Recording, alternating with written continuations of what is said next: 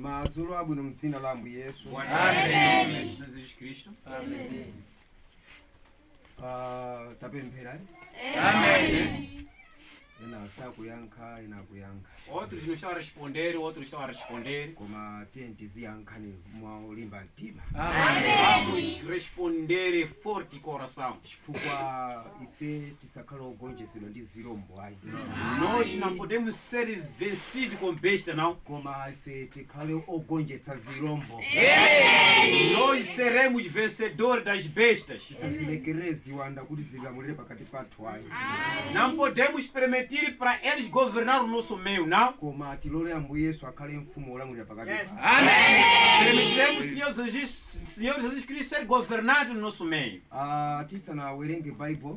Antes de ler nossa Bíblia, malinga ndi dongoso limene William Branham anakhazikitsa como a ordem de William Branham, como ele sentou, mwa Mzimu Woyera do Espírito Santo, anayina kuti mbusa akabwera pagwala msembe disse o pastor quando vir no altar, choyamba kuti ngati pali za uzimu, disse quando há coisa espiritual, ayina kuti apereke za uzimuzo. então tem que entregar coisa espiritual. Ngati pali wina alosedwa kuti akudwala afuna achire ndi aloseredwa zifotokozedwa akapezeka ndiye kuti ndi Mulungu. Então se há algo que foi profetizado de que ele vai ser curado, então se é curado, então vai ser Deus. Ndiye mbusa akabwera anene kuti pano pali munthu wakuti ndiye akudwala ndiye ompemphera akhale mbali wakuti. Então pastor quando vem no púlpito, ele tem que dizer tal fulano está doente, mas quem vai orar é tal fulano. Chifukwa watero Mzimu Woyera. Então quem diz é o Espírito. Mzimu Woyera unayankhula choncho nthawi ya Brother Branham. Então o Espírito no tempo de William Branham falou assim. Pô, nalinso dongoso la Bible. Então é a ordem da Bíblia. Ndiye Yesu monga mbusa okhazikitsidwa ndi mawu. Então eu como pastor edificado com a palavra, pokhala kuti tili ndi pano za uzimu.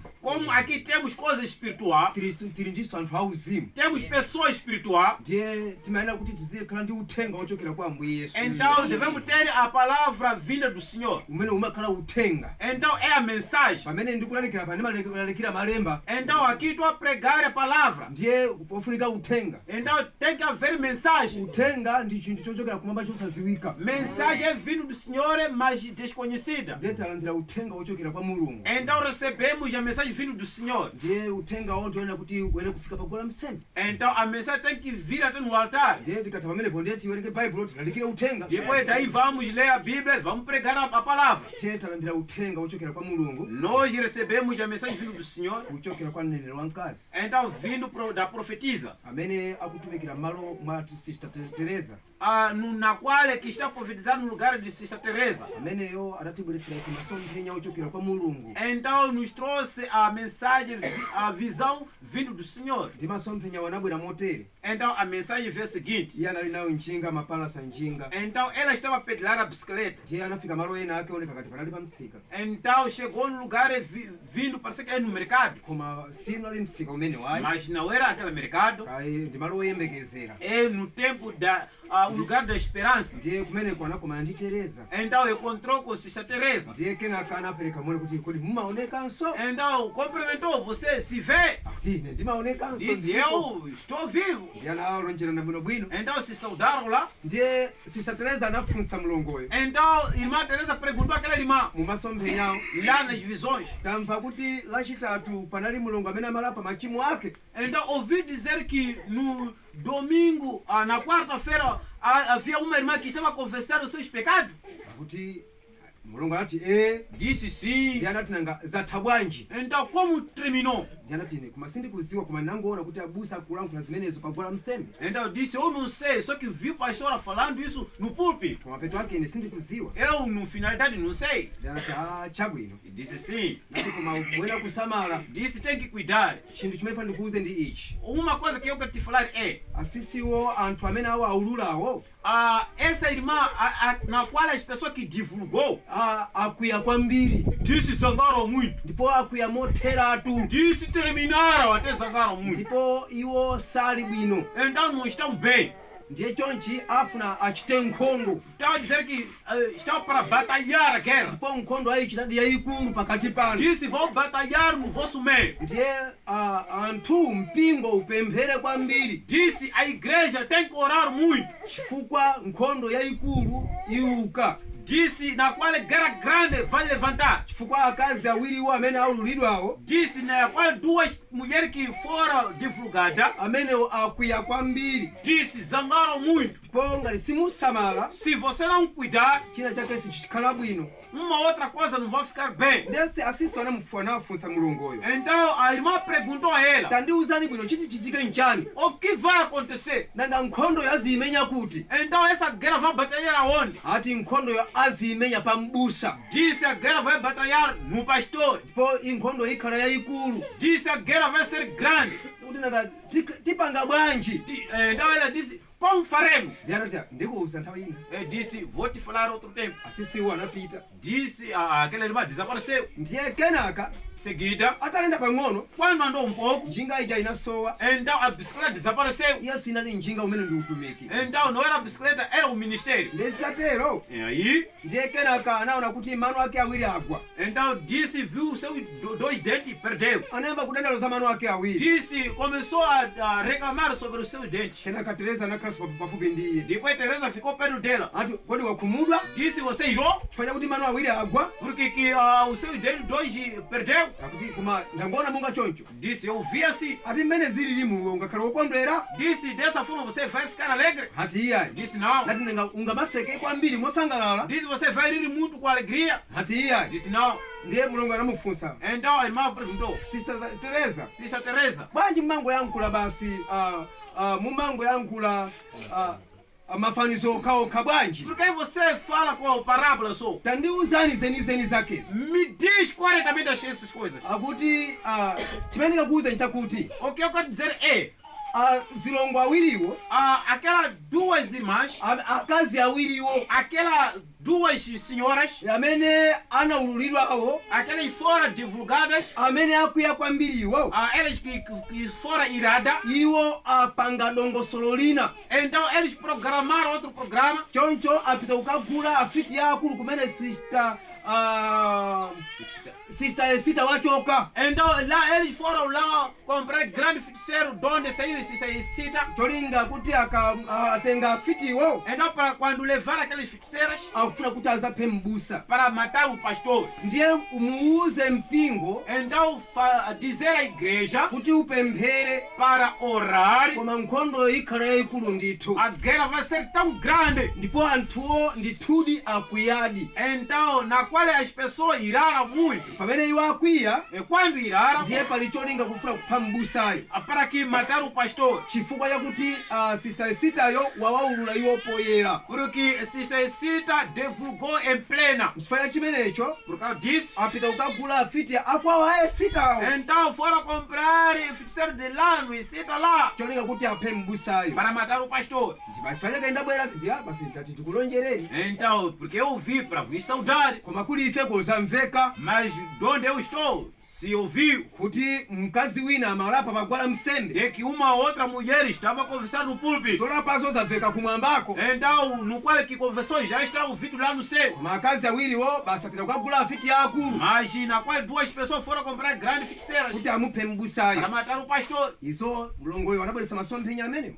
Então, na qual a irmã trouxe aquela mensagem. Nanga chifukwa chani ndikubweresa pagwala msembe? Por que eu trago no púlpito? Ndikuzikhulupirira chifukwa chani? Porque eu creio. Mama wawo omwe alero Nesta manhã, ndinaona mlongo wathu Ronaldo, eu vi Sister Ronaldo. feti kuzwa ndi mmodzi wa za uzimu, Eu sei que é deles também espiritual. kuti usiku anali mu nkhondo yayikulu. Então, na qual a noite estava na grande guerra. Ndiye kenaka anaona mkango, Então, viu leão. ndipo mkango unali kulimbana ndi iye, Então, o leão estava a contendar com ela. koma choyamba asanaone mkango Então, do primeiro não viu leão. anaona kuti mkazi wina amakangana ndi iye chifukwa cha munda. Então, viu uma mulher a contendar sobre uma chamba. Ndiye kenaka zitatero Quando isso foi, atamuyang'anisisa, quando ele reparou bem, sinali nkhope ya mkazi uyo, não era aquela cara daquela mulher, koma munthu wina anavala nkhope imeneyo. mas uma outra pessoa vestiu naquela cara. Ndiye kenaka iye anakangana naye anamenyana naye kwambiri, Então lutaram muito. ndipo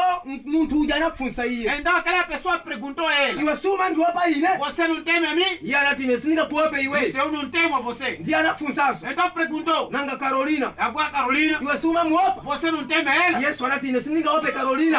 Ela disse não temo Carolina. Po chinali chiwanda cha mphamvu kwambiri. Isso era demônio poderoso. Ndiye kenaka Em seguida, iye anazindikira então descobriu kuti dzulo usiku de que à noite, toda a noite, kunabwera mkango, vinha leão. ndipo mkango anali Carolina. Então o leão era Carolina. Amene iye anakhala pamenepo. Onde ele ficou aí, Koma iye anali mwa njira imeneyi. estava dessa maneira. Ndiye chifukwa chake atangofunsidwa funso iyi Quando perguntou esta pergunta, kuti Carolina siumamuopa, você por que não teme ela? iye anazindikira kuti dzulo kunabwera mkango. Então descobriu que aonde vinha leão. Ndiye kenaka izo zinakhala mwa njira imeneyi. Então ficou desta maneira. Koma kuli chali chinkhono chachikulu. Era guerra tão grande. Ndipo mlongoyo kenaka anandichokera Então o sonho desapareceu, saiu para a casa dela.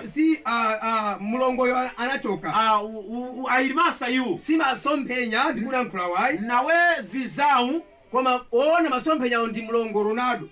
Quem estava a ver é Sister Ronaldo. Koma anabwera kuzandiuza ine lero mama wawo. Então esta manhã veio informar o pastor. Nanga chifukwa chani kuziyankhula pano? Por que eu falo aqui? Kuti ine ndizikhulupirire. Para que eu creio. Kuchoka kwa mlongo Ronaldo, Então saindo dela, mlongo Esita anabwera. então Sister Sita veio. Namba kuzadandaula. Então veio reclamando. Pepani abusa. Desculpe, pastor. Ndabweranso kawiriso. Eu vi de segunda via. Mamuna uja akundivutisabe. Aquele homem está sempre me dificultar. Akunikakamizabe muza ufitizi. Está me apertar sobre a feitiçaria. Usiku anabwera. Então a noite veio. Anazalamo mwana wanga. Então veio entrar na minha filha. Ndipo namugwiritsa ntchito mwanayo. Então obrou com ela. Zinthu sizinali bwino ayi. As coisas não estavam bem. Ndipo kuli nkhondo yayikulu. Então tá uma grande guerra. Ndipo kuli madandaulo. Então tem reclamações. Uko ku Gehena. Lá no abismo. Kuti ena ali makayakaya kudwala. Tem que outro está de na adoecer. Iwo ali mwangu makayakaya. Então ele está em perigo. Ndiye kenakanso Em seguida, ena ali kudwalanso. outros estão doentes. Chifukwa chakuti pemphero lachitatu lija. Porque a oração daquela quarta-feira, Kenakanso ena atayika. então outros se perderam. Kumene kuli wasikuziwika. Onde estão não se conhecem. Komanso ena Então outros. malo mokhalaso alibe. Então,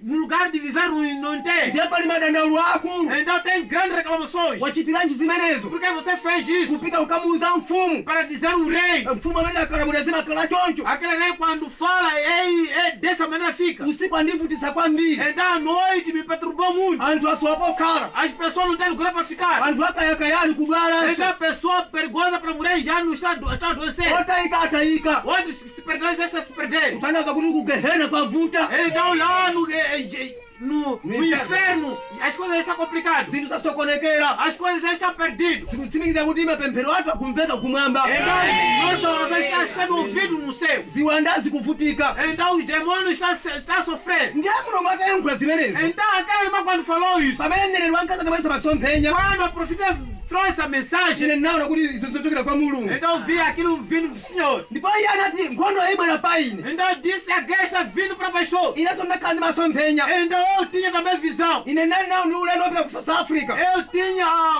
a viagem para South Africa. Ndiye kumeneko Então lá, ndikumene Tereza anakhala. então é lá onde Teresa estava. Ine ndinakwera phiri la piramidi. Então eu subi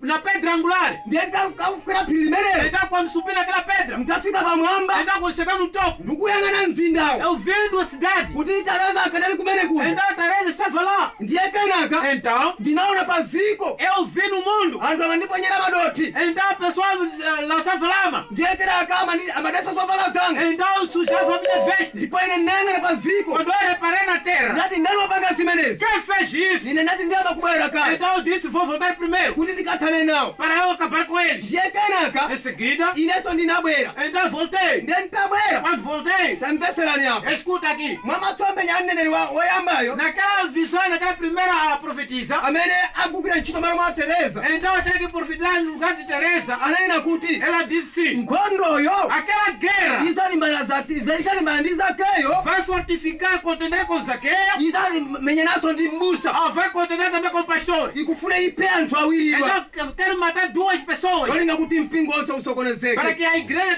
desapareça. Ndiumone mmene iwo azikazikisira. Então é dessa maneira que eles fundaram. Ndiye mmasomphenyawo. Então naquela visão, Ine ndinatembenuka kuyang'ana maziko lapansi. então reparei girando, reparando no mundo. Ndinayamba kusika kuchokera pa phiri lija. Então descer para tudo lá no topo. Ndinayamba kupatata mwambamwamba. Então eu voei. Ndiyekereka pamene ndimayenda. É quando eu andava, Ndinayang'ana pa ziko. então reparei entrar na terra. ndinaona chigalu chachikulu Eu vi grande cão. yemwe analinso ndicho chitika mkhosi mwake cha golide. Então tinha arco lá no pescoço de ouro. galu ameneyo Aquele cão anali wochokera ku Gehena era do abismo. ndimene anakatengedwa Era a ser levada kuti andisake ine para procurar o pastor. mpaka namanunkhisa mmwambamo Antes cheirava lá no santuário. kuti aone kuti ndili kuti. Então vendo que ele está onde? ndene ntayang'ana galuyo Então quando reparei aquele cão, ndinasika eu desci. ndikukayang'ana pa galuyo Então reparei no cão. ndinagwira mutu wa galuyo Então apertei a cabeça. ndipo unaphulika. Então arrebentou. galu ndi mutu wa galu zinasowa. Então a cabeça do cão com a cão desapareceram. ndiye zitatero Quando isso aconteceu, ndinaona mfumu ija imene kunali Teresa então vi aquele rei onde estava a Teresa. anabwera ndi khamu lalikulu la asilikali Vieram com grande multidões. ndipo nkhondo inamenyeka. Então guerra começou. ndipo pakati pa ife Então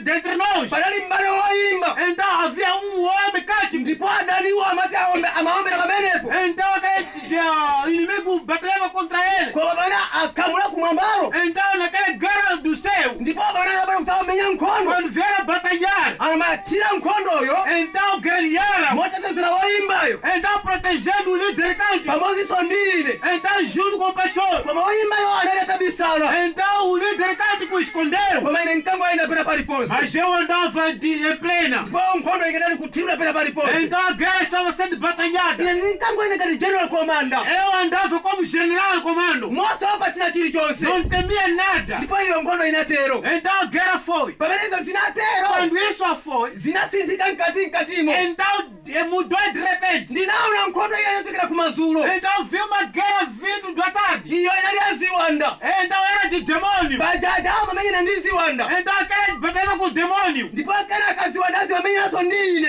Então o demônio também batalhava contra comigo. ine ndinali mnyumba mwanga ndi ana anga ndi mkazi wanga. Eu estava dentro junto com a minha esposa, com meus filhos. ndinalivesera bwino Então quando eu escutei bem, kuti nditulukire panjapo para eu sair fora, ndione nkhondoyo. para ver a guerra. kenaka ndinaona mkango. Então vi o leão. ndiye mkangoyo Então aquele leão, amabuma panjapo então clamava lá. ndipo anaona ana anga onse. Então vi toda a minha filha. dziko lonse la mandiwa Então toda a zona de Mandiwa. anali m'manyumba momoseka. Então estava dentro seca fechada. ndiye zitatero Então quando estava assim, ndinayima pa khomo. eu fiquei na porta. kenaka munkhondo muja Então dentro da guerra, munatuluka mkango. então saiu leão. mwazizizi E de repente, mkango uja unakhala munthu. então transformou uma pessoa. ndiye panjapo Então lá fora, panali mbuzi. então havia cabra. ndiye mbuziyo Uma cabra. inkaoneka ngati inali yambale mangolomera Então vindo pensar que era de irmã Mangolomera, koma sinali ya mangolomera. mas não era de irmã Mangolomera. iyayi Não, koma inali ngati ya mangolomera era como de Mangolomera, koma sinali ya mangolomera. mas não era dele. kenaka Seguida, mamuna uja amafsaka então aquele homem estava à procura. amandiyimbira mfuti ine Então bateu contra mim, amafuna mbuzi yawoyi precisava cabra dela, chifukwa anayika chizindikiro mu mkono porque tinha sinal no braço. kuti kwina kulikonse ikamayenda Então em todo lugar onde vai, aziyang'ana chimenecho. então vindo aquele sinal. ndi anabwera Então veio kuti ayigwira analephera para pegar e desconseguiu. kuti ayigwira analephera Para pegar e desconseguiu. kuti ayigwira Para analephera. pegar e desconseguiu. ine namufunsa iye Eu perguntei a ele, bwanji como? andabwera kuzagwira mbuzi. Eu vi pegar essa cabra. nati kumatu mbuzi itu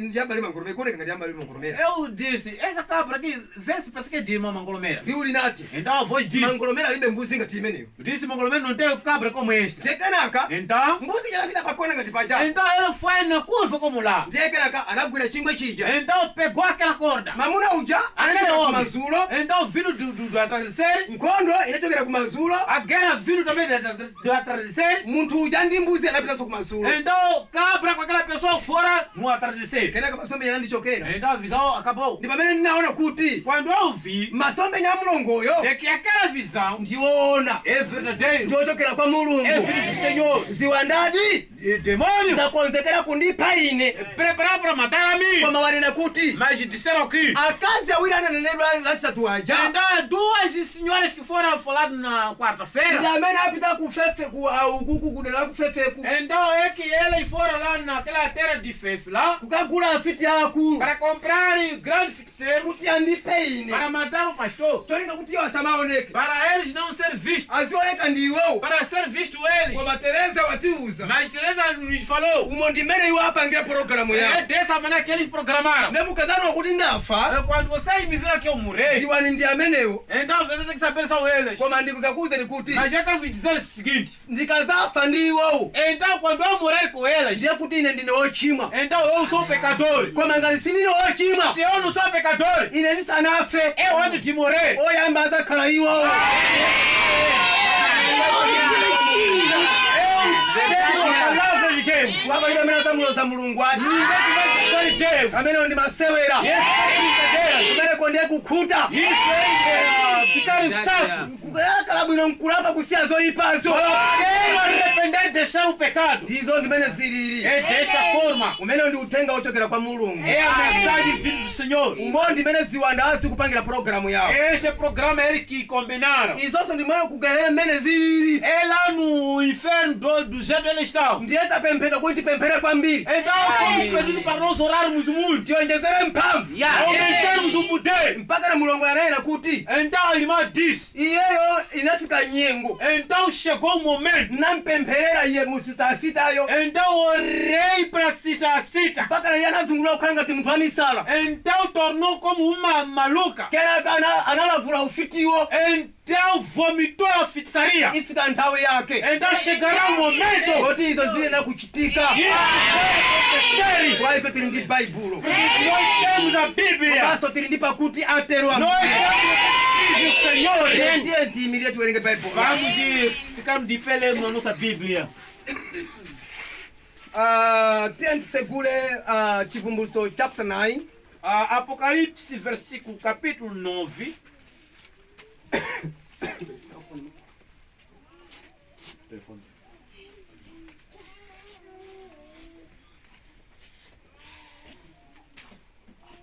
kapena chapter 12 12. Capítulo 12 de Apocalipse. ndipo chizindikiro chachikulu chinaoneka mmwamba, mkazi wovekedwa zuwa ndi mwezi ku mapazi ake. Chabwino. Ndipo chizindikiro chachikulu chinaoneka mmwamba. O sinal viu-se lá no céu. Mkazi wovekedwa zuwa Uma mulher posto vestido de sol. ndi mwezi ku mapazi ake. Lua nos seus pés. Ndi pamutu pache korona wa nyenyezi 12. Na sua cabeça 12 diamas de estrelas. Ndipo anali ndi pakati. Então tinha grávida. Ndipo afuula ali kubala. Então gritava dor de parto. Ndi kumva zowaza kubala. Então tinha dor de parto. Ndipo chinaoneka chizindikiro china mmwamba. Então viu-se também outro sinal no céu. Taona ni chinjoka chofira Então uma besta vermelha. chachikulu chakukhala nayo mitu 7. Então grande tinha 7 cabeças. ndi nyanga 10. Então com 10 chifres. ndi pamutu pache nduwira zachifumu Então, 7. então na sua cabeça 7 diademas. 7 diademas na sua cabeça. ndipo mchira wache aguza limodzi la magawo 3 a nyenyezi Então sua cauda vingou a terça parte de estrela zamwamba lá no céu. naziponya pa ziko. Então lançou na terra. ndipo chinjoka chinayimirira pamaso pa mkazi Então a besta parou perante a mulher.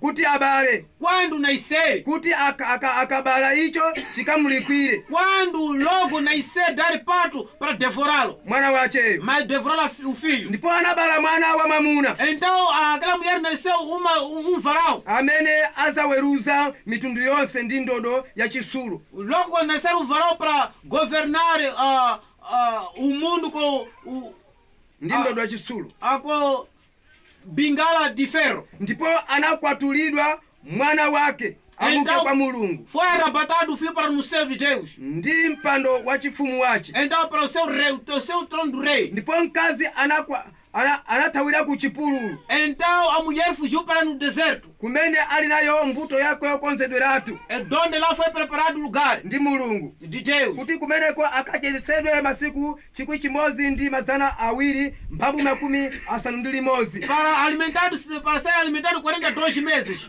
ndipo munali nkhondo mmwamba. Então havia guerra no céu. Mikaeli ndi angelo ace Miguel com seus anjos. akuchita nkhondo ndi chinjoka. Então batalharam contra a besta. Chinjokanso ndi angelo ace anachita nkhondo. Besta também com seus anjos fizeram guerra. Ndipo sichina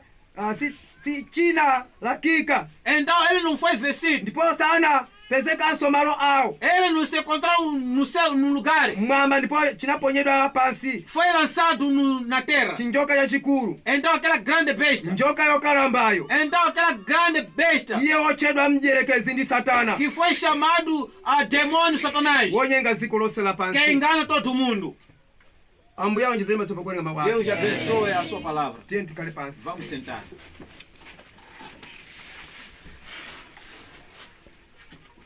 Tawerenga baibulo lathu, Lemos a nossa Bíblia. pali chizindikiro chimene chinaoneka mmwamba. Houve sinal no céu. Ife tikuziwa tikamawerenga zimenezi, Nós sabemos quando estamos a ler isso. anthu onse owerenga baibulo amaziwa bwino As pessoas que lêem toda a Bíblia sabem kuti nkhani imeneyi imayankhula za Ayuda, de que esse assunto fala para os judeus. kuti mkazi ameneyi De que esta mulher, timayena kuti imayimira Ambuye Yesu, ela edifica Jesus. kuti amene anali Ambuye Yesu De que era o Senhor Jesus nthawi imeneyi amapachikidwa. quando estava crucificado. Ndiye ipo izo nyenyezi khumi ndi ziwiri, Então tinha duas estrelas. ndiye nyenyezi zimenezo Então aquelas estrelas, zimayimira ophunzira khumi ndi awiri. então representava 12 apóstolos. Ndiye mkaziwo anavala zuwa, Então aquela mulher vestiu o sol. kenaka kuma pansi yake kunali lamulo. Nos seus pés havia doutrinas. Ndiye zitatero Aí aconteceu. ife tonse timalalikira zimenezo Nós estamos pregando desta maneira. kuti izo ndi za Chiyuda Isso são de judeus. komanso ndi za Ambuye Yesu. Então é de Deus. Ndiye lero ndi zosiyana Mas hoje é diferente ndi zimene mukuziziwa. daquilo que vocês sabem. Pamenepa Aqui, pamene chizindikiro ichi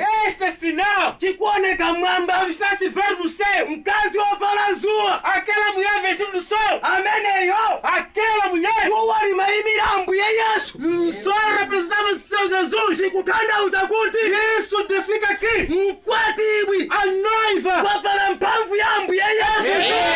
Jesus Cristo, Ndiye ali na ulamuliro ela tem autoridade. wa atumwi khumi ndi awiri. E dos 12 apóstolos, Uthenga wa atumwi khumi ndi awiri aquela palavra dos 12 apóstolos, uli ndi iwawe. então está com ela. Ngati kumvesa koma pa nthawi imeneyi Mas naquele instante, mkwatibwi a noiva essa, ali ndi pakati ela tem uma grávida kuti abale mwana para nascer uma vrouw amene angalamulire que vai governar anthu a mitundu wonse todo gentil. osati a Israeli, Não é israelita. chifukwa mwana wabadwa E ali essa filha nascida, ndi amene ataweruze, ele vai governar. ndi amene atakhale mfumu, Ele vai ser o rei. ndi amene Ele angalamulire. vai governar. Mwana ameneyi Essa criança, akubadwa ndi mpingo ele vai ser umene a igreja. ngati kumvesa pamene mpingo ukuzunzidwa, Quando a igreja está adoecendo, pamene ena akuphedwa, quando outros estão mortos, ena akuzunzidwa, outros estão perturbados, pamenepo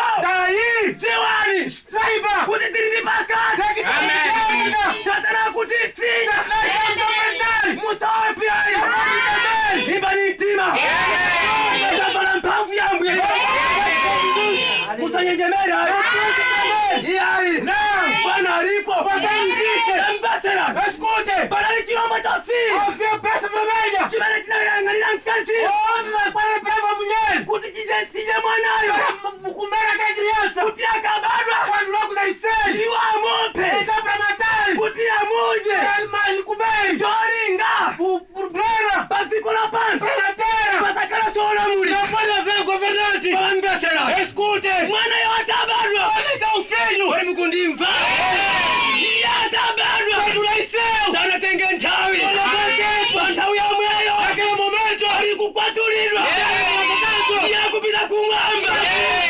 kukadya phwando a bunda. ndiye phwando limenelo Aquela bunda. sazakaza ndithaka A igreja alimentate. wati kumbesa Ayuda Judeu. sazakhala zakada ndithaka Não vai ficar até chimeio. kuti akasungidwe Essa é guardado. iyeyi Não. koma iwe Mas ndine você é comigo. tikala kuchipululu Mas você kumeneko Não. Ambuye Yesu Senhor Jesus. ndiweyo E você? ukadya phwando koma Mas. musanapite Pode ir. njoka A besta. koma ili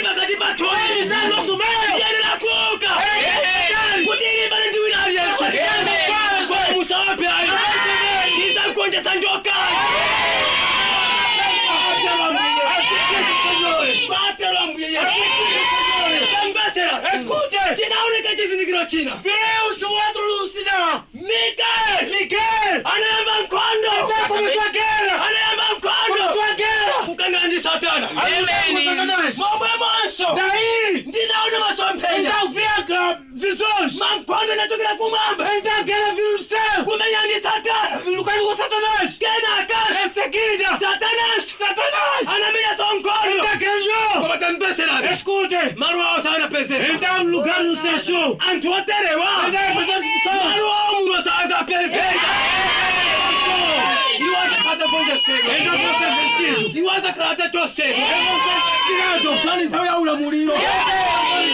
Papano. Aqui. Ngati Satana. Se Satanás. Anali kumwamba. Estava no céu. Ndiye anayamba kuwonongako. Então não tô lá. Ndiye Mikaeli. Então Miguel. Anamugwira iye. Então pecou ele. Namanga. Lembrou. Namponyera pasiko. Iye ngati pano. Então como aqui. Pali njokazi omweso. É que esse tempo de besta. Tizimanga. Tiziponya kunja. Titizawo pai. Ife tizalena kuti tizamalire mawu a Mulungu. Paulo anati. Paulo disse. Musasiye choyipa pakati panu. O pecado no seu meio. Chotupisa buledi pang'ono. Então aquilo que levanta o trigo um pouco. Chimatipisa tu mtanda wonse. Então vamos fazer toda a trigo. Mukasiya choyipa pakati panu. Então quando o pecado no seu vosso meio. Nonse muzakhala oyipa. Então você vai ser pecador. Yenga libali choyipa. Então você é o pecador. Choyipa chichoke. Yake ndiyo khayo. Então Zimakhala ndi munthuyo. Então fica com aquela pessoa. Ambaserani. Escute. Tereza akuti. Teresa disse. Iyeyo. Ela wanena kuti. falou o seguinte. Anthu akwiya kwambiri. Então as pessoas iraram muito. Wakwiya kwambiri. Zangaram muito. Pakuti nsawoyi. Porque aquela outra waulula poyera. divulgou em plena. Ndipala chimenecho. Por causa disso, Iwo akwiya kwambiri. zangaram muito. Koma sana Mas nene. não disse Kuti asitayo. de que cita. Ndi amene apita kukagula afiti De que wake. ele que foi comprar, não. Kapita apita kunipha ine. Não é que vai mandar ele, não. Koma iwo awiri Mas é waulidwa. duas pessoas que foi Ndi divulgada. amene apita kunipha Ele vai ine. pagar ele. Ndiye iwo asanindiphe ine. Então ele há de matar a mim. Ngati ndili ndi Ambuye Yesu. Jesus. Pano ngati pali akerubi. Ngati ndine wantchito wa Ambuye Yesu. Ngati iye amandikonda. Ndipo ndimagwira ntchito yake molondola. Ndotero ndi Mose. Na Yesu andimenyere manjira imene.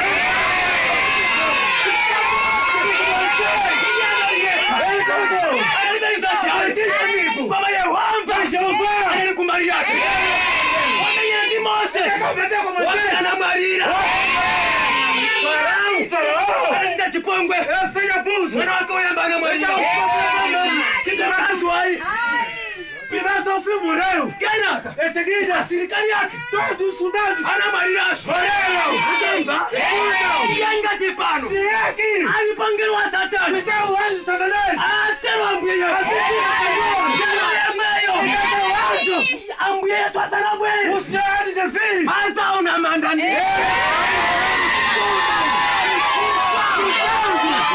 Segundo mesmo. Ambuye Yesu Senhor Jesus. akulamulira pazikula pasi.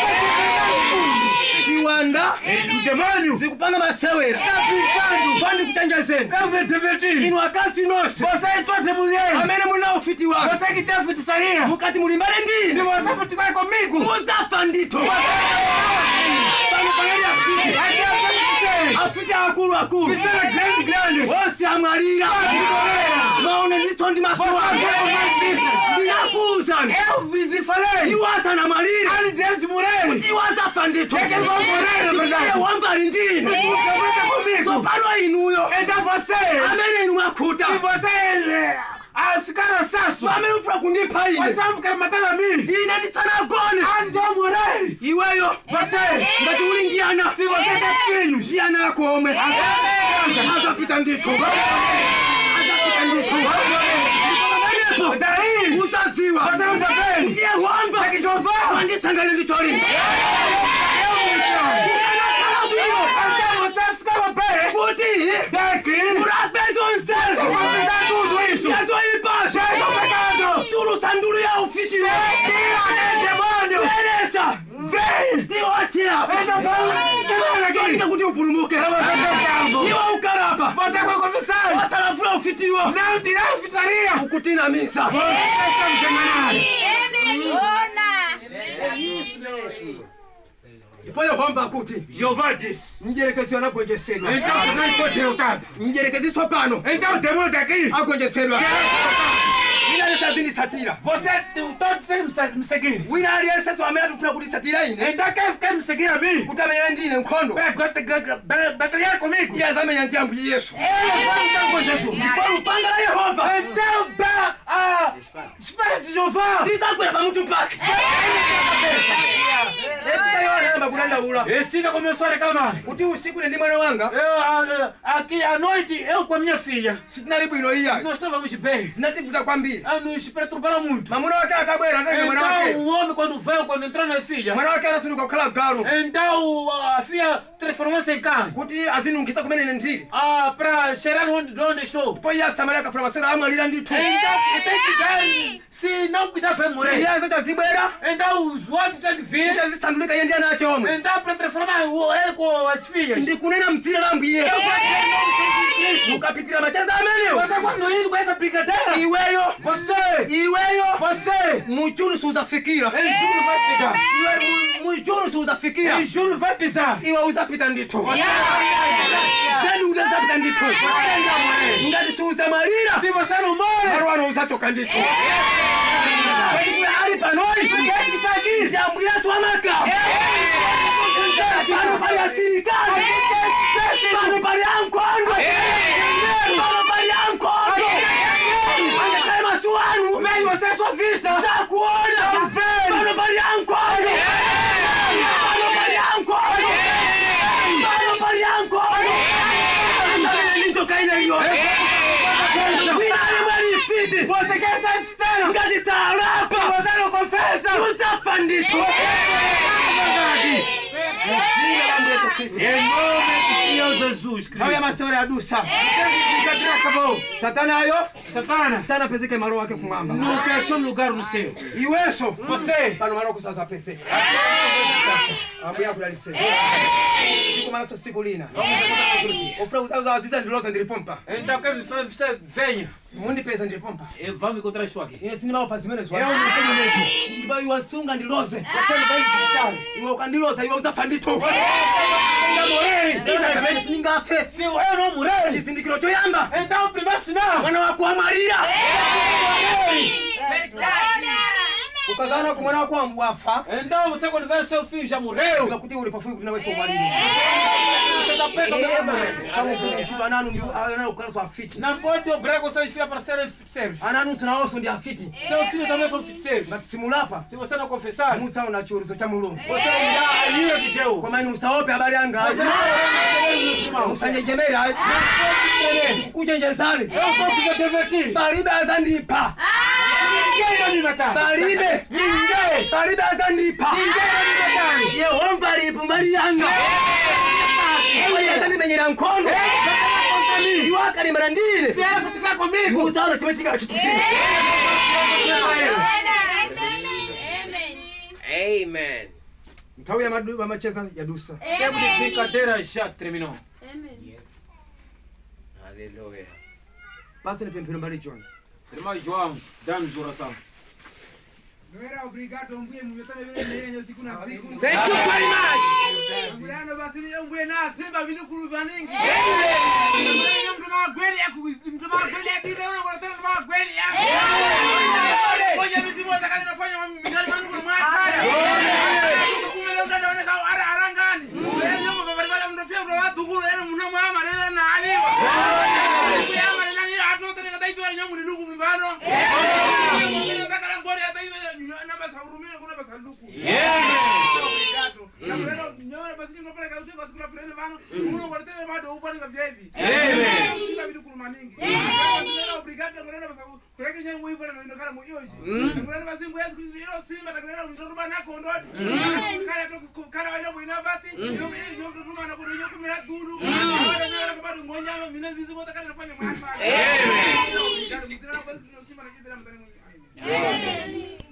Ambuye akudalise. Deus abençoe.